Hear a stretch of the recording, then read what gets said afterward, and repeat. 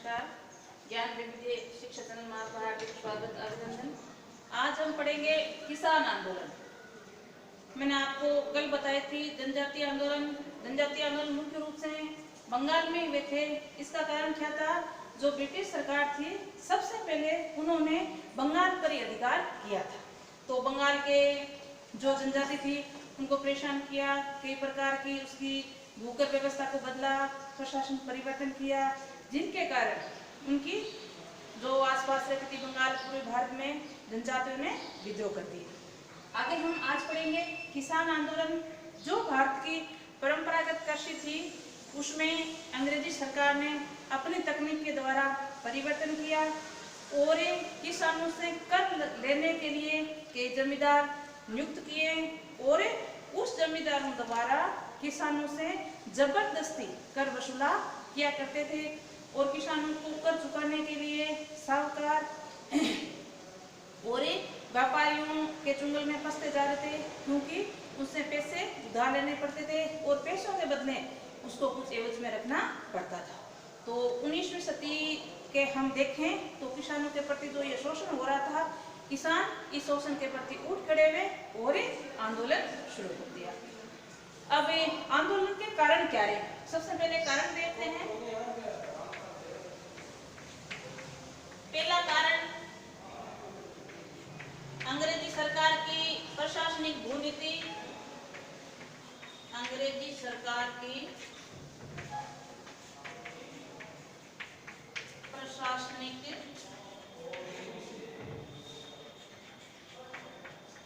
भूनीति। जो अंग्रेजी नई सरकार है, ब्रिटिश सरकार, उसने कृषि के प्रति अपनी नई नीति अपनाई थी, जिससे किसान परेशान थे। दूसरा हम कारण देखें तो बार बार अकाल पड़ना।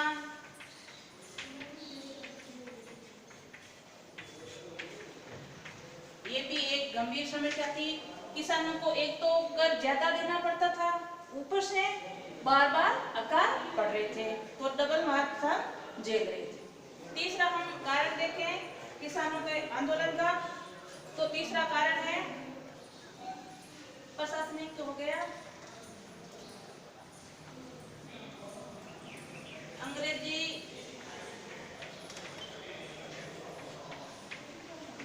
सरकार द्वारा जमींदारों की कर वसूली।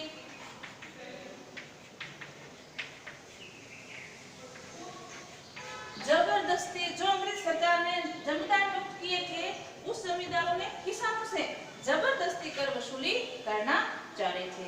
ये भी इसका कारण है। और एक कारण है किसान कर चुकाने के चक्रों में, किसान कर चुकाने के लिए साहूकारों एवं व्यापारियों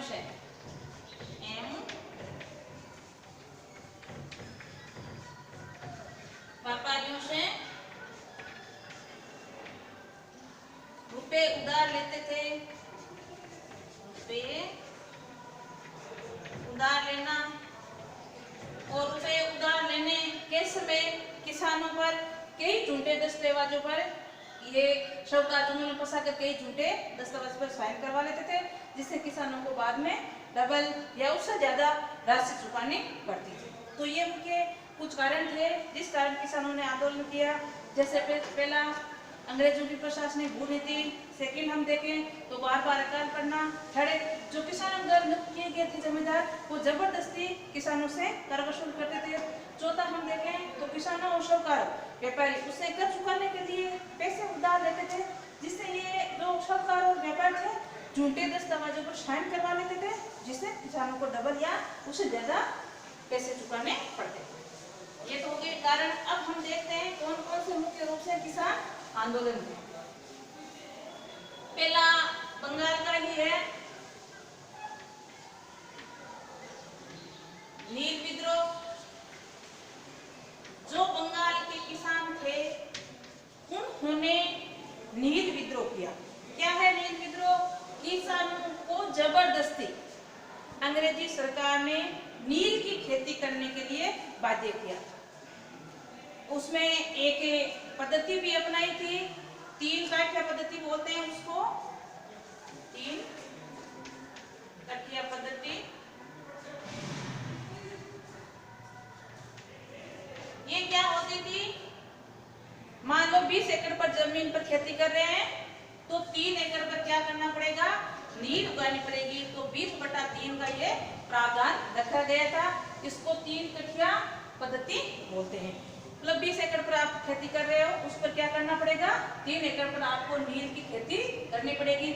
लेकिन किसान नील की खेती करना नहीं चाह रहे थे, वहाँ चावल की खेती करना चाह रहे थे। इसके पीछे भी कारण था, नील की खेती जहाँ की जाती थी, और नील की खेती कहाँ की जाती थी, जो सबसे ज्यादा उपजाऊ भूमि थी वहाँ। और नील की खेती करने के बाद वहाँ की जहाँ नील की खेती की है वो भूमि बंजर हो जाती थी, क्योंकि नील की जड़ें अधिक गहराई तक जाती थी और गहराई से जो भूमि की उर्वर शक्ति है उसको सोख लेती थी। इसी कारण किसानों ने नील की खेती करने से मना कर दिया। सबसे पहले नील की खेती करने की मनाही किसने की है,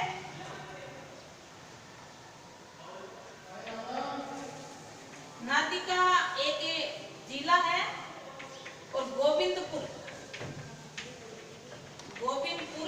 में सबसे पहले किसानों ने नील की खेती करने से मना कर दिया था कि हम नील की खेती नहीं करेंगे, क्योंकि नील की खेती करने से जो हमारी उपजाऊ भूमि है उसमें बंजर होती है और हमें जो हमें खेती करनी है वो फसल हम क्या बोएंगे, चावल, उससे ही हमारा भरण पोषण होता है। लेकिन अंग्रेज सरकार ने किसानों पर दबाव बनाया, उसके जिसने ये नील खेती मना किया, अत्याचार किए, उनके खेतों को जब्त कर लिया गया, उनके पशुओं को जब्त कर लिया गया, उनको कठोर दंड दिया गया। तो इस कारण जो आसपास के किसान थे वो भी परेशान हो गए। और पावना पहले नांदिया जिले में गोविंदपुरम हुआ, फिर पावना में धीरे धीरे ये बढ़ता गया और 1860 तक, हम 1860 तक देखें तो विद्रोह ने उग्र रूप ले लिया था। और विद्रोह करने के मुख्य 2 आदमी थे, एक तो विष्णु विश्वास और अविनाश विश्वास। ये 2 व्यक्तियों ने सबसे पहले नील की खेती करने के प्रति आवाज उठाई थी। कब, 1860 ईस्वी में। 59 में ये विद्रोह होता है, 1859 में नांदेड़ जिले के गोविंदपुरम का विद्रोह होता है और 60 में पावना का होता है, जिसमें 2 मुख्य व्यक्ति होते हैं, विष्णु विश्वास और अविनाश विश्वास। इसने मुख्य रूप से आवाज उठाई थी। और एक इनमें प्रथा भी थी, ददनी।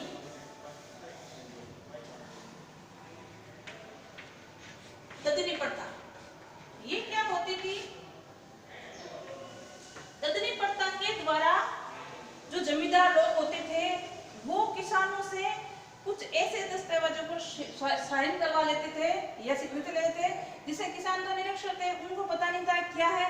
उसमें क्या होता था कि आपको निश्चित मतलब 1 साल 2 साल की अवधि डली होती थी, आपको नील की खेती करनी ही होगी। तो किसानों के इस कारण भी, ददनी प्रथा के कारण भी किसान काफी परेशान हो रहे थे।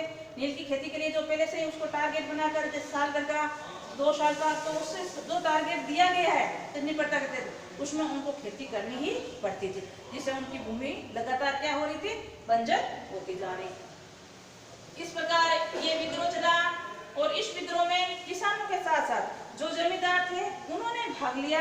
इस कारण ये विद्रोह काफी सफल भी रहा है। और इस विद्रोह के प्रति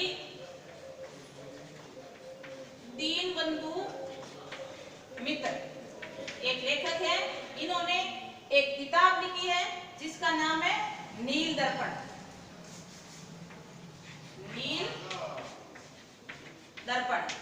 उसमें जो बंगाल के किसान है जो नील की खेती करे उसकी दयनीय स्थिति के बारे में वर्णन किया गया है इस नील दर्पण के अंदर। ठीक है, जो किसने लिखी है, दीनबंधु ने। और दीनबंधु द्वारा लिखी हुई जो किताब है नील दर्पण, उसमें बंगाल के किसानों का जो दयनीय स्थिति थी उसके बारे में वर्णन किया गया है। तो ये था नील विद्रोह, जो सबसे पहले कहाँ होता है, बंगाल के अंदर किसानों को बाध्य किया जाता है नील की खेती करने के लिए। तीन काठिया पद्धति के बाद में इसे किसानों का विद्रोह हुआ। पहले नांदेड़ जिले गोविंदपुरा में किया, फिर पावना किसानों ने किया, जिसमें विश्वास और अविनाश दोनों साथ में थे विद्रोह के। तो विद्रोह सफल हुआ और एक अंग्रेजी सरकार द्वारा एक नीति बनाई गई जिसमें यह बात तय हो गई कि किसानों को नील की खेती करने के लिए बाध्य नहीं किया जाएगा। इस प्रकार ये विद्रोह सफल रहा। आगे देखते हैं हम दूसरा विद्रोह। दूसरा विद्रोह है 1875 ईस्वी में दक्षिणी विद्रोह।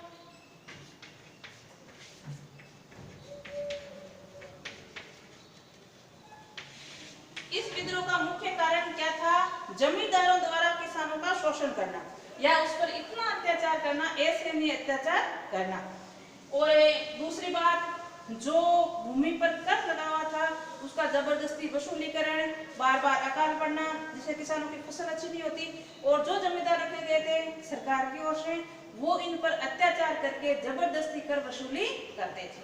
इसी कारण किसानों ने 1875 ईस्वी में दक्षिण के किसान थे, उन्होंने विद्रोह कर दिया। एक घटना भी घटित होती है। एक जमींदार है जिसका नाम क्या है? कालू। जमींदार कालूराम और एक किसान है जिसका नाम है देशमुख। इन दोनों के बीच में कर को लेकर विवाद होता है और विवाद कहां चला जाता है? न्यायालय के अंदर। और न्यायालय में जब इस विवाद की सुनवाई होती है तो किसके पक्ष में न्याय जाता है? जमींदार के पक्ष में न्याय चला जाता है। तो जमींदार को जैसे ही अपने पक्ष में न्याय मिलता है, जो किसान है, कौन सा? ये देशमुख, उसका जो खेती है उसको जब्त कर लेते हैं, पशुओं को जब्त कर लेते हैं, घर की नीलामी कर देते हैं और इसको और भी कई प्रकार के अत्याचार करते हैं, जिससे जो बाकी किसान थे वो इस विद्रोह में कूद पड़े और ये विद्रोह ने उग्र रूप ले लिया। आगे हम देखें इस विद्रोह में, तो इस विद्रोह का उग्र रूप देकर किसानों को इस प्रकार की ज्यादा एक साथ इकट्ठा होकर देकर अंग्रेज सरकार को भय लगा। इसलिए अंग्रेजी सरकार ने 1879 ईस्वी में किसान राहत अधिनियम पारित किया। किसान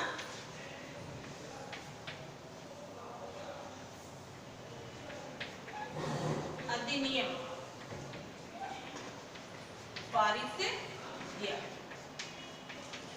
इस नियम में क्या बात तय की गई कि किसी भी किसान को जिसने कर नहीं दिया है उसको गिरफ्तार नहीं किया जाएगा और जेल नहीं भेजा जाएगा। तो इससे किसानों को थोड़ी राहत मिली, लेकिन ये ज्यादा समय तक नहीं चला और धीरे धीरे इस पर भी अमल करना अंग्रेज सरकार ने बंद कर दिया। तो ये विद्रोह था 1875 का दक्षिण का विद्रोह, जो मुख्य रूप से शोषण के प्रति विद्रोह था। जो मैंने आपको बताया, कालूराम जो जमींदार था उसने किसका शोषण किया था? देशमुख किसान का शोषण के प्रति न्यायालय में गया। न्यायालय में जमींदार को पक्ष में पेश आया तो उसने उस पर खूब अत्याचार किए, जिस कारण बाकी किसानों ने भी विद्रोह कर दिया और विद्रोह ने उग्र रूप ले लिया। इसके कारण अंग्रेज सरकार ने 1879 ईस्वी में शरद राहत या कसरत राहत अधिनियम पारित किया, जिसमें ये बात तय की गई कि किसी भी किसान को गिरफ्तार नहीं किया जाएगा और जेल नहीं भेजा जाएगा। आगे देखते हैं अगला विद्रोह। अगला विद्रोह है पंजाब का विद्रोह।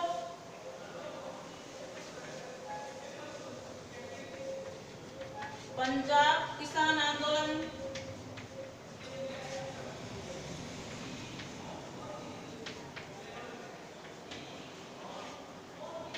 इसमें जो पंजाब के किसान थे वो सभी कर्ज के नीचे दबे हुए थे और उनकी जो भूमि थी वो किसी और के हाथों में जा रही थी। तो इस कारण पंजाब के किसान बड़े परेशान हो गए। एक तो उन पर ऋण था, कर्ज था, दूसरी ओर जो इसके पास भूमि थी वो भी किसी और के हाथों में जा रही, तो न कैसे तो ऋण चुकाएं और कैसे अपनी आजीविका चलाएं।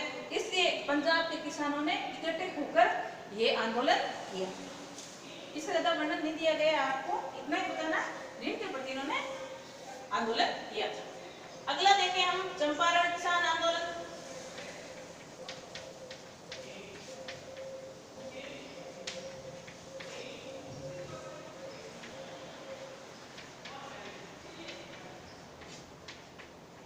ये भी नील संबंधित ही है, चंपारण वाला भी ध्यान में रखना, नील की खेती से संबंधित रखता है।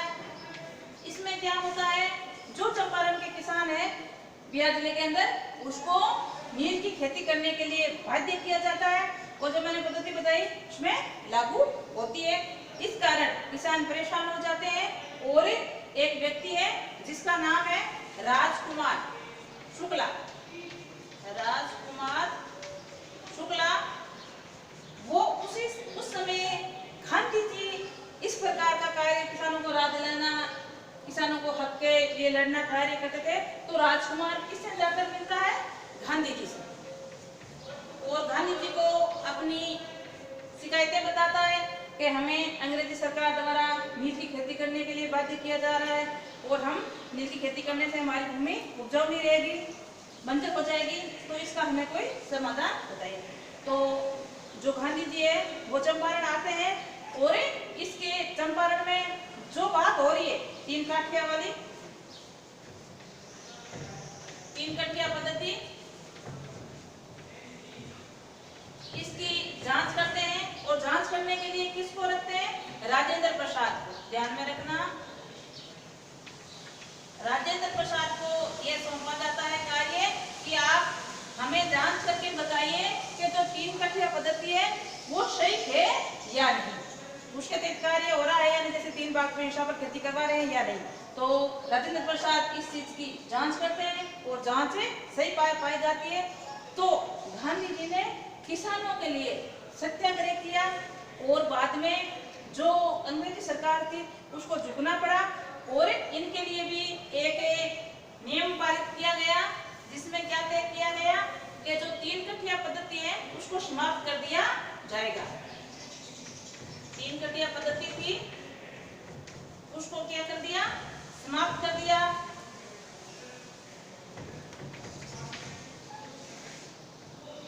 और दूसरी बात क्या थी, जो किसानों से ज्यादा कष्ट ले रहे थे उसका 25% हिस्सा, कितना, 25% हिस्सा वापिस किसानों को लौटाया गया। ये भी ध्यान में रखना, क्योंकि किसानों से ज्यादातर वसूली करते थे, तो दोनों मांग को लेकर सत्याग्रह हुआ था, 3 काठिया पद्धति को लेकर, और ज्यादा कर लेने के कारण तो अंग्रेज सरकार ने पूरा कर तो नहीं दिया, लेकिन 25% कर किसानों को खजाने के रूप में वापस लौटाया, और जो ये 3 काठिया पद्धति उसको समाप्त कर दिया। ये बातें नहीं कर सकती अंग्रेज सरकार कि आपको 3 पर, जैसे 20 पर कर रहे हो, कहते 20 एकड़ पर, उसमें से 3 बीघा नील पर करनी पड़ेगी, इस चीज के लिए किसानों को बाध्य नहीं था। तो ये था चंपारण का, इसमें मुख्य भूमिका किसने निभाई थी, गांधी जी ने। और एक बात यहाँ और ध्यान रखना, रविंद्रनाथ टैगोर ने यहाँ गांधी जी को महात्मा की उपाधि दी है। रविंद्रनाथ टैगोर ने गांधी जी को महात्मा की उपाधि दी। गांधी जी को महात्मा, ठीक है, गांधी जी को महात्मा, इसी बाद में महात्मा गांधी नाम रखा, ठीक है। तो ये था हमारा चंपारण किसान आंदोलन। आगे देखते हैं, अगला है खेड़ा किसान आंदोलन। खेड़ा किसान आंदोलन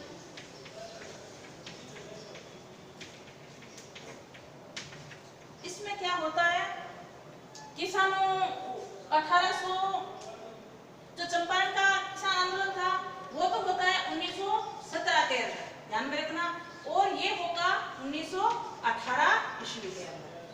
तो 1918 ईस्वी के अंदर जो बसंत ऋतु की फसल थी वो पूरी तरह बर्बाद हो गई थी किसानों की, तो उसमें उनको कुछ भी उपज नहीं हुई थी, और अंग्रेजी सरकार की एक नीति बनाई हुई थी जिसमें यह तय कि किया हुआ था कि अगर 25% से कम हुई है फसल तो कोई कर नहीं लिया जाएगा।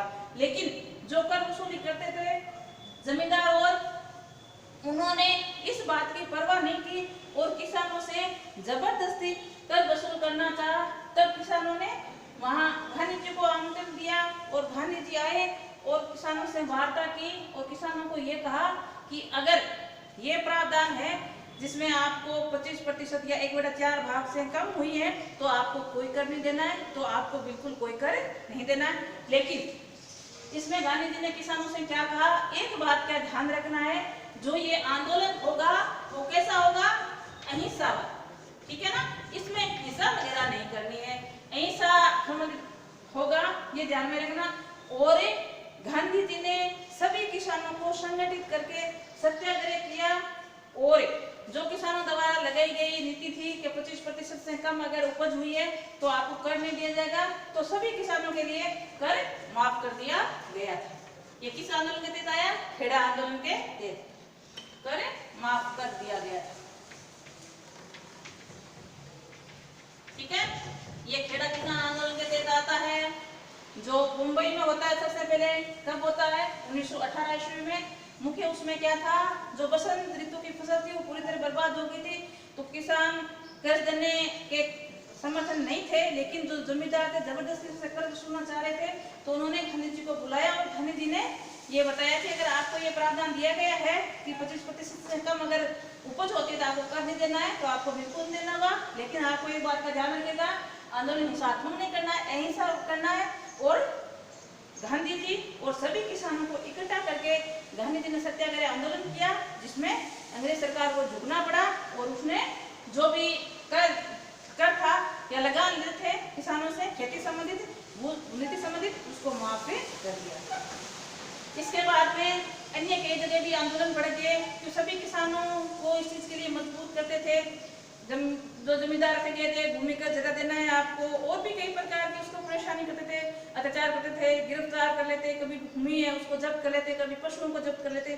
इसी कारण किसानों ने उग्र रूप दे दिया। तो बिहार के किसानों ने आंदोलन किया, आंध्र प्रदेश के किसानों ने भी आंदोलन किया, तो सभी किसान इस आंदोलन में कूद पड़ते हैं और अपने हक के लिए, अपने जो शोषण हो रहा है उससे लड़ने के लिए तैयार रहते हैं। तो ये थे आज हमारे कुछ किसान आंदोलन। आगे हम कल नए वीडियो के साथ और नए जो राजनीतिक किसान आंदोलन है या जनजाति किसान उसको लेकर आते हैं जो राजस्थान से संबंधित है। तब तक के लिए नमस्कार।